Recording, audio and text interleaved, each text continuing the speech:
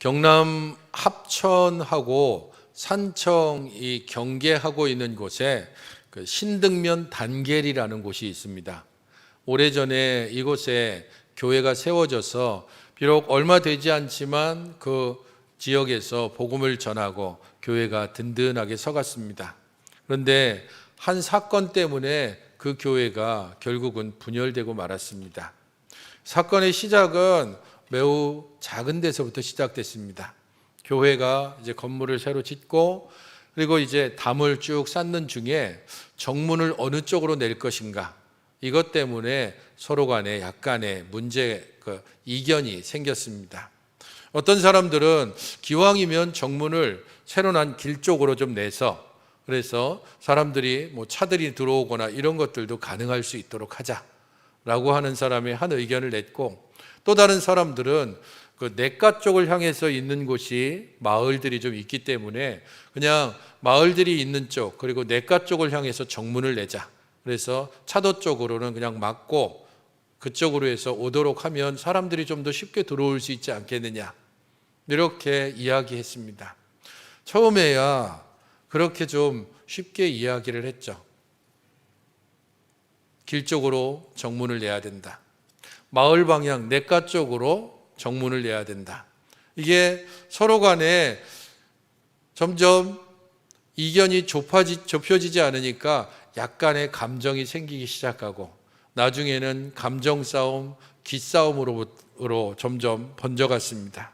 결국 교회는 이 일로 말미암아서 둘로 나뉘어지고 결국 교회는 분열돼서 찢어지고 말았습니다. 한 지역에 두 교회의 교회가 세워졌습니다. 이 교회는 저희 교단 교회이기도 합니다.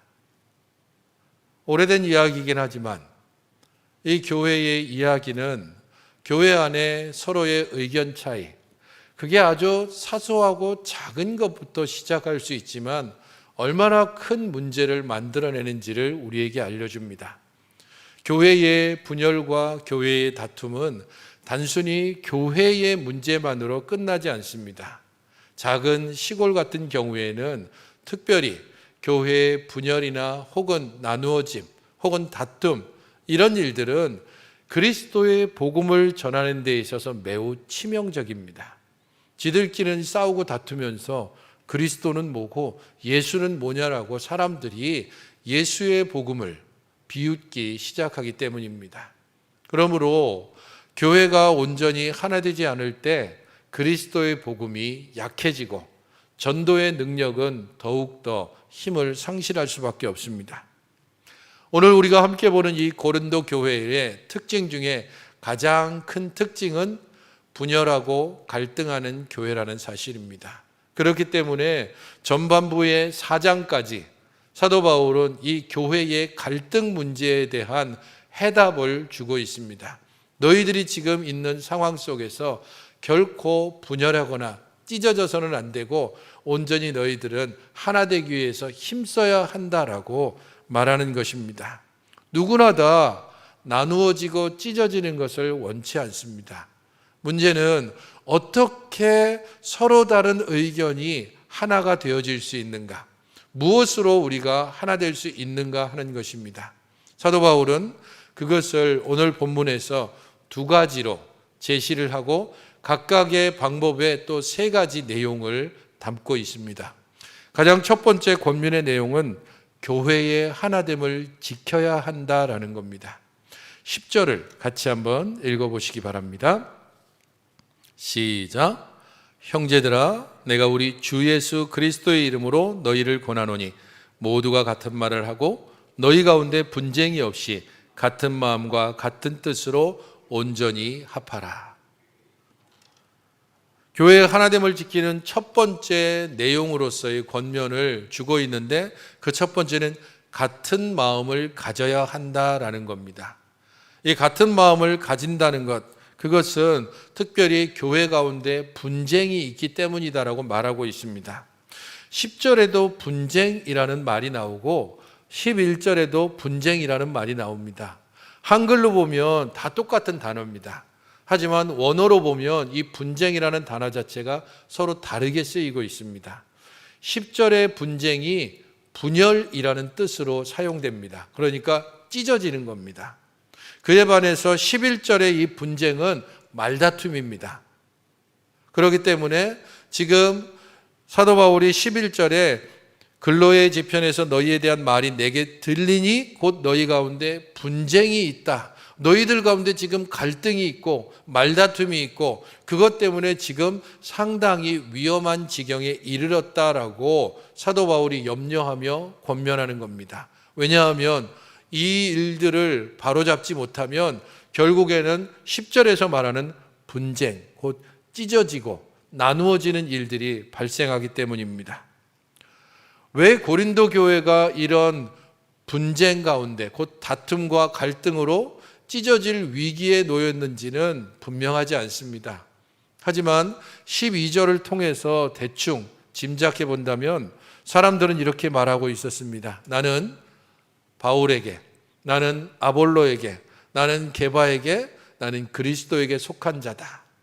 이렇게 이야기하는 것은 어쩌면 자기들과 친분 관계가 있는 사람, 혹은 자기와 어떤 연관성을 가지고 있는 사람에 대해서 서로 자랑하고 서로 친분을 과시하다가 이게 점점 경쟁적으로 서로가 자랑하고 또한 시기심이 일어나고 그로 말미암아서 파당이 생겼다는 겁니다. 나는 바울에게 속한 자다. 아볼로에게 속하고 게바에게 속하고 그리스도에게 속한 자다라고 말하는 겁니다. 처음에야 아마 사소했겠죠. 그냥 지나가면서 김 집사님, 나 어저께 바울 선생님하고 저녁 식사했어. 이렇게 그냥 쉽게 자랑으로 이야기하는 겁니다. 그러자 그 마음속에 시기심이 일어난 이 사람이, 이 집사, 나는 아볼로 선생님한테 성경책을 선물 받았어. 그런 식으로 교회에 영향력 있는 사람과 내가 어떤 친분이 있는지를 과시하고 자랑하는, 처음에 이런 시작이 경쟁적으로, 그래? 나는 이런 일을, 나는 이런 일을, 나는 누구와 무슨 일을, 이런 식으로 처음에 작은 것을 점점 부풀려지고 경쟁하고 그것이 시기함으로 차츰차츰 파당으로 만들어지는 겁니다. 바울파 모여, 아볼로파 모여, 게바파 모여, 그런 식으로 서로 파당을 만드는 것이 교회의 갈등으로 그리고 다툼과 분열로까지 이어질 위험입니다. 이런 교회를 향해서 사도 바울이 첫 번째 제시하는 내용은 같은 말을 하고 온전히 합해야 한다라고 말하고 있습니다. 같은 말을 한다라고 하는 것은 나 이런 식으로 동일하게 똑같이 이야기해야 된다라는 말이 아닙니다. 바울이 지금 같은 말을 하라라고 말하는 것은 경쟁적인 태도를 버려라라는 뜻입니다. 그리고 너희들이 가지고 있는 바울, 아볼로, 게바 이런 식의 파당을 결코 짓지 말아야 되고, 무엇보다도 너희들 가운데 있는 차이를, 서로의 다름을 극복해야 한다라는 겁니다. 각자 자라온 환경이 다르고 또한 각자 관계를 맺어가는 방식이 다릅니다.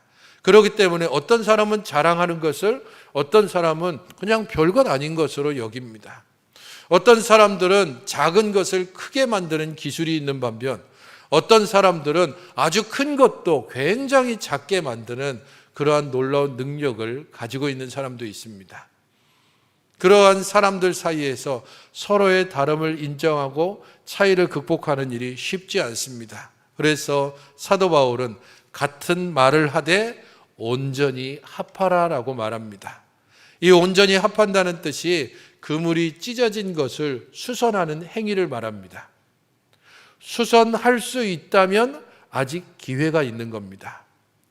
요즘이야 양말 이렇게 구멍 났다고 그거를 뭐 다 일일이 꼬매서 신지 않지만, 이전에 양말 구멍 나면은 당연히 그것을 깁고 또한 바느질을 하고, 그래서 완전히 더 이상 신을 수 없을 때까지 그렇게 신잖아요.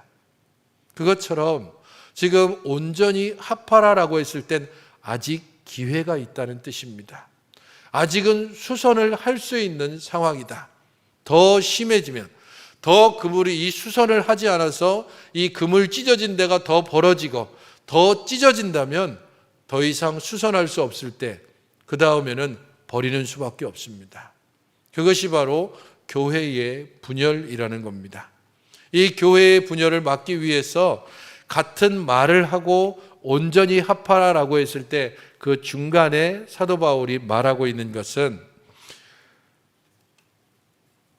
같은 마음과 같은 뜻으로라고 말하고 있습니다. 같은 마음, 같은 뜻이라고 얘기했을 때 이 같은 마음과 같은 뜻은 그리스도를 가리킵니다. 그리스도의 마음, 그리스도의 뜻을 가지고서 온전히 합하라. 너희들이 어떻게 서로의 갈등과 서로의 다름과 서로의 차이를 넘어설 수 있는가? 그리스도의 마음을 가질 때 가능하다라는 겁니다.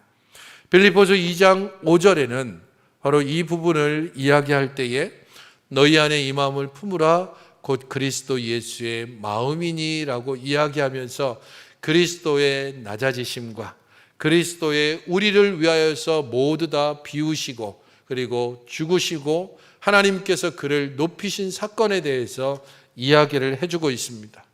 우리를 위해서 자신의 생명을 주신 그리스도의 마음, 우리를 위해서 하늘의 보좌를 버리고 이 땅으로 오신 그의 낮아지심, 우리를 위하여서 십자가의 조롱과 고통을 모두 다 받으시고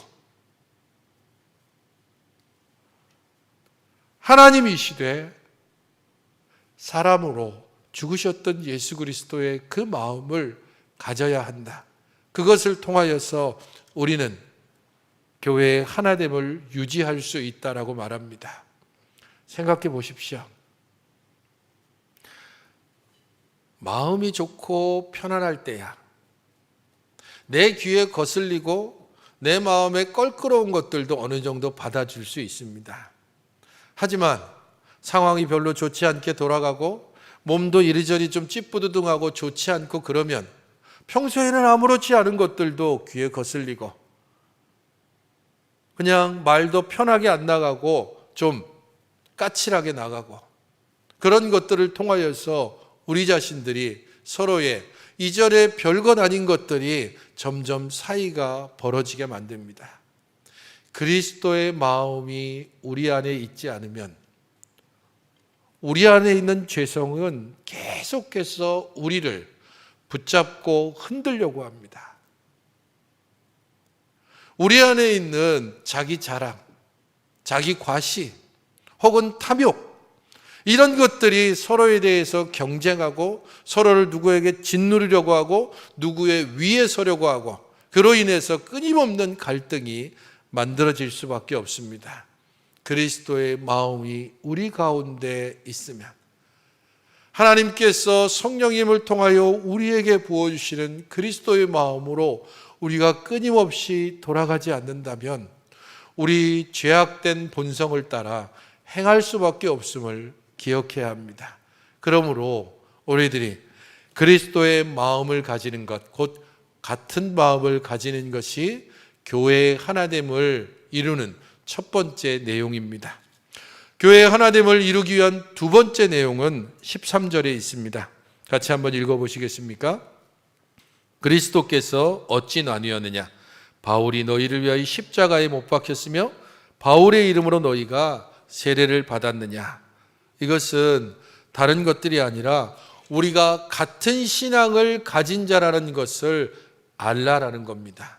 함께 동일한 신앙, 동일한 그리스도, 동일한 구세주를 고백하는 자임을 알아야 한다는 겁니다. 세상의 가치관과 세상의 태도가 교회에 그대로 드러나서 내가 누군지 알아?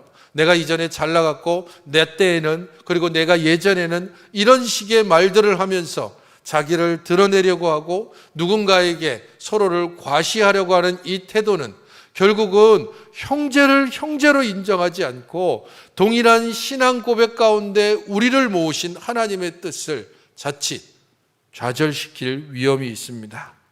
생각해 보십시오. 고린도 교회 안에 교회 정문을 딱 들어오면 여기는 바울파가, 여기는 아볼로파가, 이곳에는 게바파가 그렇게 따로따로 자리를 잡고 앉아서 그들이 서로 주장합니다. 누가 더 바울과 가까운가? 누가 더 아볼로와 가까운가? 누가 더 게바와 친근하게 그렇게 관계를 맺고 있는가? 이렇게 이야기하는 사람에게 바울이 말합니다. 여러분, 나 바울이 여러분들의 죄를 위해서 십자가에 달렸습니까? 아볼로가 당신들 때문에 십자가에 달렸습니까? 베드로가 여러분들을 대신해 십자가에 달렸습니까? 그리스도가 여러분들을 대신하여 십자가에 달린 것이 아닙니까? 예루살렘 출신도 있을 것이고 원래부터 고린도 토박이들도 있을 것이고 저 멀리 아프리카 쪽에서 온 사람들도 있을 것이고 다양한 사람들이 모여있는 이 고린도 항구 도시 교회 안에 그들이 한 신앙 고백으로 모였다는 사실을 제대로 알아야만 교회의 하나됨을 유지할 수 있습니다. 교회는 무엇입니까? 예수 그리스도를 구주로 고백하는 모든 백성들이 함께 모여 하나님께 예배하는 공동체, 그것이 바로 교회입니다.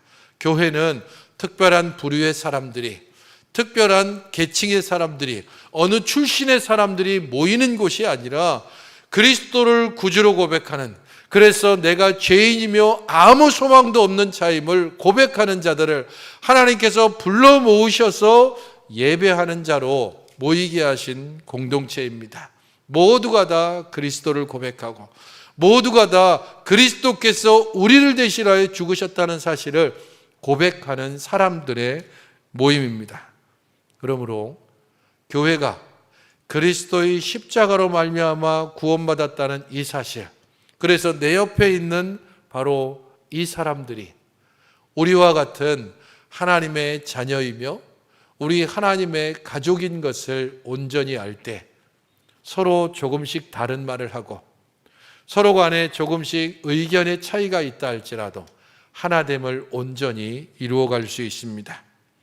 로마 사회의 일반적인 특징은 사람들을 중심으로 해서 이루어진다는 겁니다. 누구와 친분감이 있는가? 누가 그 사람의 배경이 되어주는가? 누가 추천서를 써줬는가? 이런 부분을 가지고서 자기의 사회적 위치를 규정 지으려고 하는 것이 로마 사회의 특징입니다. 그러한 로마 사회의 특징을 내려놓고 오직 그리스도 중심으로 모이라는 겁니다. 우리의 모든 삶의 원리들이 그리스도를 중심으로 해서 동일한 신앙 고백을 따라서 살아가는 자임을 끊임없이 확인하고 그리스도 안에서 우리가 하나됨을 계속해서 추구해야 한다는 겁니다. 교회의 하나됨을 위해서 바울이 제시하는 세 번째 내용은 17절입니다. 그리스도께서 나를 보내심은 세례를 베풀게 하려 하심이 아니요 오직 복음을 전하게 하려 하심이로되 말의 지혜로 하지 아니함은 그리스도의 십자가가 헛되지 않게 하려 함이라. 한마디로 얘기하면 같은 복음을 전하라는 겁니다. 교회는 서로 다른 배경과 출신과 여러 다른 상황을 가진 사람들이 모였습니다. 그들은 어떤 사람은 숫자를 좋아할 수 있고 어떤 사람은 노래를 좋아할 수 있습니다. 어떤 사람들은 앉아서 이야기하는 것을 좋아하고 어떤 사람들은 서로 부딪히면서 알아가는 것을 좋아합니다. 서로 각자 개성이 있고 각자의 인격이 다릅니다. 그렇기 때문에 하나됨을 이루어가는 것이 쉽지는 않습니다. 그러나 그리스도의 마음으로 우리가 동일한 신앙을 고백을 하는 자로서 동일한 목소리를 내야 할 때가 있는데 그게 바로 복음입니다. 교회는 한 목소리로 그리스도만, 그의 복음만을 전해야 합니다. 사람의 목소리, 사람의 생각, 사람의 계획을 따라서 유지되는 교회는 한계가 있습니다. 사람의 어떤 일정표에 따라서 움직여가는 교회는 어느 정도쯤은 성공의 길을 달리는 것처럼 보이지만 그 끝에 아무런 열매를 거둘 수 없습니다. 교회는 그리스도의 기초 위에 하나님 아버지를 믿음으로 고백하는 성도들이 모여서 우리 하나님의 은혜를 통해 자라가고 뿌리내리고 열매를 맺어가기 때문입니다. 그래서 오직 그리스도만, 오직 그의 복음만을 온전히 전하는 그것만이 교회의 하나됨을 유지하는 유일한 기회가 됩니다. 그러므로 사도 바울이 그랬던 것처럼 그는 사람의 칭찬이나 자기를 추종하는 세력을 만들려고 하지 않았습니다. 그래서 이야기하는 것처럼 내가 많은 사람들에게 세례 주지 않은 것을 감사한다. 어쩌면 고린도 교회가 이렇게 파당이 만들어진 것이 누구에게 세례 받았는가, 누구에게 추천서를 받았는가, 이런 식으로부터 시작됐을 수 있습니다. 나는 바울에게 받았어, 나는 베드로에게 받았어, 이렇게 이야기함으로 함께 세례받았던 그 추억을 막 이야기하면서 그 바울의 그 신령한 말이 얼마나 좋았는지, 베드로의 그 우렁우렁한 말이 얼마나 내 가슴을 울렸는지, 그런 식으로 추억하다가 파당을 만들다가 교회를 분열의 위기까지 몰고 가는 겁니다. 우리는 동일한 신앙 고백을 하는 자로서 동일한 복음을 전하는 사람들입니다. 그러므로 그리스도의 십자가 외에는 나는 자랑하지 않겠다. 이전에 말의 지혜로 내가 자랑하고 내 지식과 내 철학을 자랑하려고 했지만 고린도에 오기 바로 직전에 그는 아덴에서 철저한 실패를 경험했습니다. 그 사람들에게 자기의 지식과 철학으로 복음을 전하려고 했을 때 거의 이전과 비교해서 참담한 실패를 경험했기 때문에 사도 바울은 이렇게 고린도 교회에 와서는 나는 사람의 지혜가 아니라 오직 그리스도의 십자가만을 전하려고 한다라고 말합니다. 교회의 하나됨은 그리스도의 복음을 전하는 것을 통하여, 십자가 복음을 한 목소리로 전하는 것을 통하여 유지될 수 있습니다. 그렇다면 이 그리스도의 십자가를 헛되지 않게 하기 위한 두 번째 권면에는 무엇입니까? 18절부터 25절이 두 번째 권면의 내용을 가지고 있는데 그것은 바로 십자가입니다. 십자가를 바로 알아라는 것입니다. 교회의 하나됨을 유지하기 위해서, 십자가를 헛되게 하지 않기 위해서 바로 우리는 십자가가 무엇인지를 바로 알아야 합니다. 18절을 같이 보시기 바랍니다. 같이 읽어보시겠습니까? 시작. 십자가의 도가 멸망하는 자들에게는 미련한 것이요 구원을 받는 우리에게는 하나님의 능력이다. 십자가를 알아야 되는데 그 십자가의 내용의 첫 번째로 이야기하는 것은 십자가가 능력이라는 것을 알아야 합니다. 능력이라고 할 때에 많은 사람들이 무력 혹은 누구 위에 군림하는 것, 이런 것으로 생각할 수 있습니다. 하지만 십자가는 그런 능력이 아닙니다. 그래서 세상 사람들은 십자가를 볼 때에 미련해 보인다라고 말합니다. 십자가는 힘없고 연약하고 패배하고 그리고 누군가에 의해서 끌려가는 수동적인 것을 보여주기 때문입니다. 능동적으로 무엇을 성취하고 이뤄내고 누구 위에 떵떵거리며 큰 소리 내는 것이 아니라 죽어가고 그리고 결국에는 멸망하는 것처럼 보이기에 세상 사람들의 기준으로 볼 때 십자가는 미련합니다. 그러나 하나님의 기준으로 볼 때에 십자가는 능력이 됩니다. 왜냐하면 우리에게 구원을 주시기 때문입니다. 고린도후서 13장 4절은 바로 이 부분과 관련해서 우리에게 이렇게 말합니다. 같이 읽어보시기 바랍니다. 시작. 그리스도께서 약하심으로 십자가에 못 박히셨으나 하나님의 능력으로 살아계시니 우리도 그 안에서 약하나 너희에게 대하여 하나님의 능력으로 그와 함께 살리라. 십자가에 달리신 예수 그리스도는 너무도 연약했습니다. 아무런 힘도 없고 그야말로 조롱과 비방을 한 몸에 받고 사람들의 모든 욕을 함께 받으며 창에 찔림을 당했습니다. 그러나 그 약한 십자가가 하나님께서 능력으로 우리에게 바꾸어 주셨습니다. 하나님께서 그 약한 십자가 가운데 그리스도를 다시 살아나게 하셨고, 이 십자가의 능력으로 죽었던 우리들을 다시 살려주셨기 때문입니다. 십자가는 능력이 됩니다. 바로 이 십자가의 능력을 경험한 사람들만이 이 땅 가운데서 당당하고 온전하게 살아갈 수 있습니다.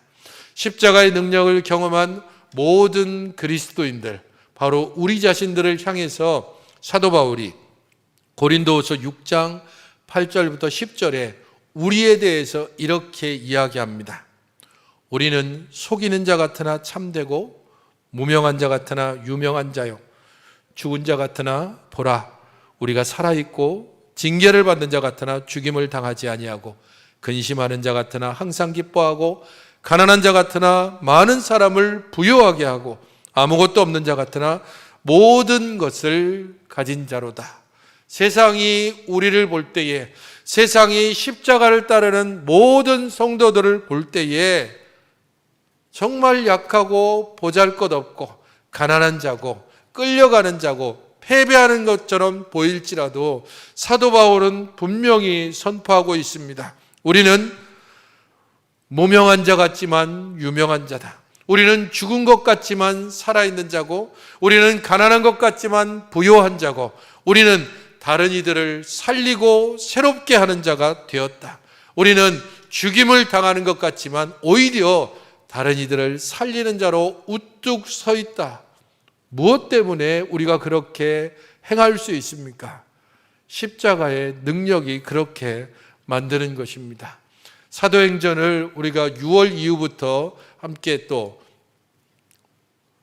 묵상해 볼 것인데, 사도행전을 보게 되면 이 사도들이 하나님 앞에서 얼마나 당당하고 온전하게 살았는지를 보여주고 있습니다.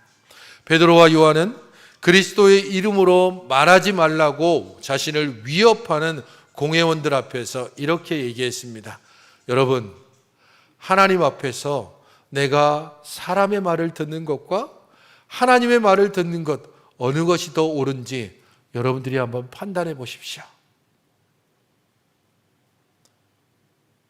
십자가에 달려 돌아가시기 전 제사장의 뜰에 잡혀있는 예수 그리스도를 보면서도 그를 부인하고 저주까지 했던 베드로가 공회 앞에서 당당하게 이렇게 이야기하는 자가 되었습니다. 사도행전 5장에 가면 공회원들이 사도들을 붙잡아다가 채찍질하고 다시는 그리스도의 이름으로 전하지 말라고 그렇게 엄포를 하며 놓았을 때에 사도들은 그 공회의 문을 나서면서 이렇게 말합니다. 그 이름을 위하여 능력받는 일에 합당한 자로 여기심을 기뻐했다. 그들의 등에는 여전히 방금 채찍질 당한 그 채찍의 흔적이 남아 있습니다.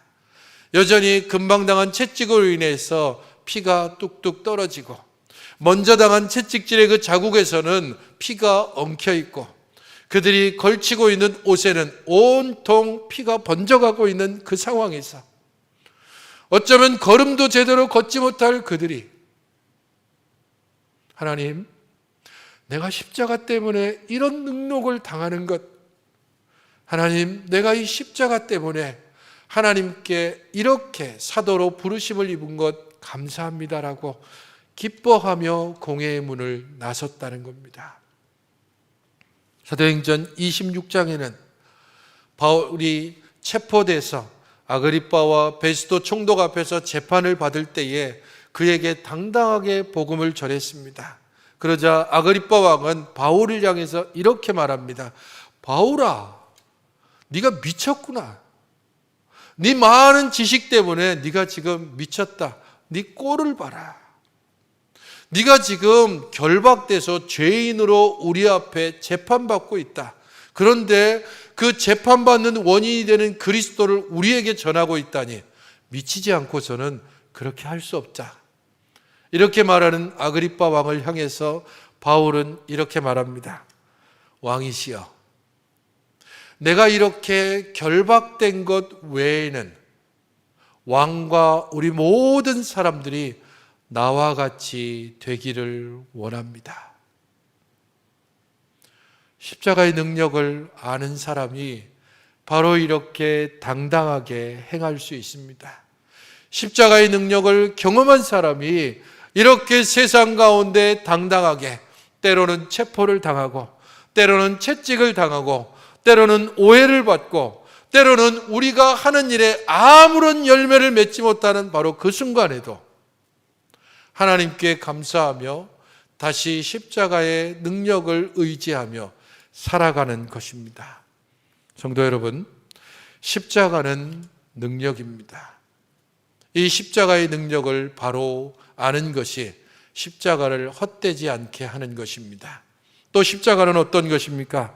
21절을 보게 되면 하나님께서 전도에 미련한 것으로 믿는 자들을 구원하시기를 기뻐했다라고 말씀합니다. 십자가를 하나님의 지혜로 소개하고 있습니다. 하나님께서 이 십자가를 통하여 죄인된 우리를 구원하시기로 작정하셨습니다. 이 지혜는 세상이 알지 못합니다. 고린도전서 2장 8절은 바로 이 부분과 관련해서 우리에게 이렇게 말합니다. 이 지혜는 이 세대의 통치자들이 한 사람도 알지 못하였나니 만일 알았더라면 영광의 주를 십자가에 못 박지 아니하였으리라. 세상에 아무리 많이 배운 사람도, 세상에 아무리 많은 재물을 소유한 사람도, 그 어떤 권력을 가진 사람이라 할지라도 이 십자가 지혜를 알지 못했기에 그리스도를 십자가에 못 박는 일에 동참했습니다. 그러나 우리는 오히려 그 십자가에 그리스도와 함께 못 박히고 그리스도와 함께 다시 살림을 입었습니다. 그러므로 말미암아 우리는 하나님의 지혜로 우리 하나님과 더불어 화평케 되었습니다. 골로새서 1장 20절은 하나님께서 십자가를 통하여 이루신 놀라운 일들을 우리에게 이렇게 말합니다. 그의 십자가의 피로 화평을 이루사 만물 곧 땅에 있는 것들이나 하늘에 있는 것들이 그로 말미암아 자기와 화목하게 되기를 기뻐하심이라. 우리 안의 죄는 하나님과 우리의 사이를 갈라지게 했습니다.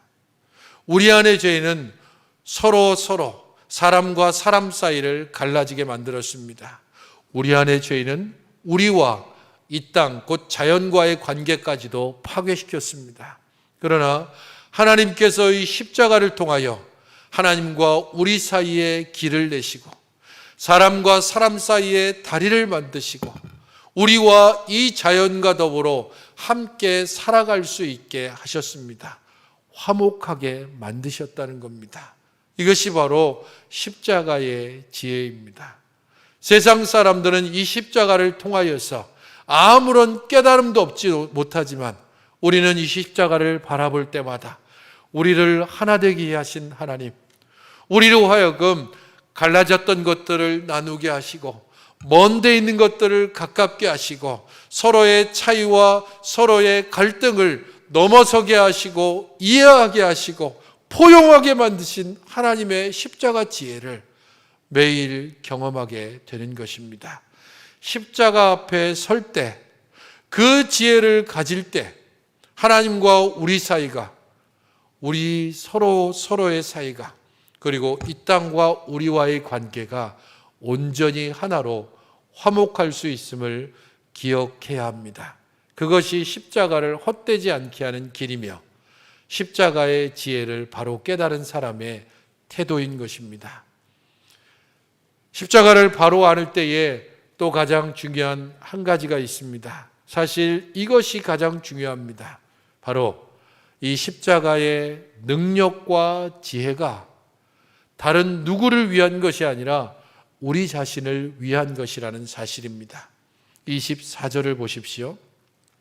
오직 부르심을 받은 자들에게는 유대인이나 헬라인이나 그리스도는 하나님의 능력이요 하나님의 지혜니라. 유대인이나 헬라인이라고 말하고 있지만 오늘 우리들에게 적용시키면 이렇습니다.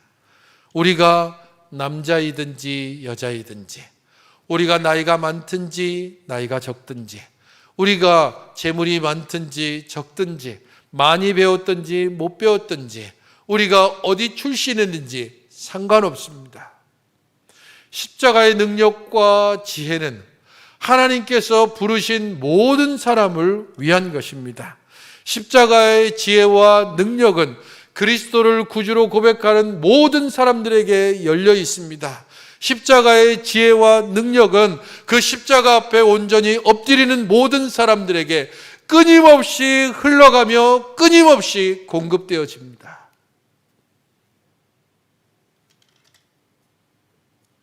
우리는 바로 이 십자가의 지혜와 능력으로 살아왔고 지금도 살아가고 있고 앞으로도 그렇게 살아가야 됩니다.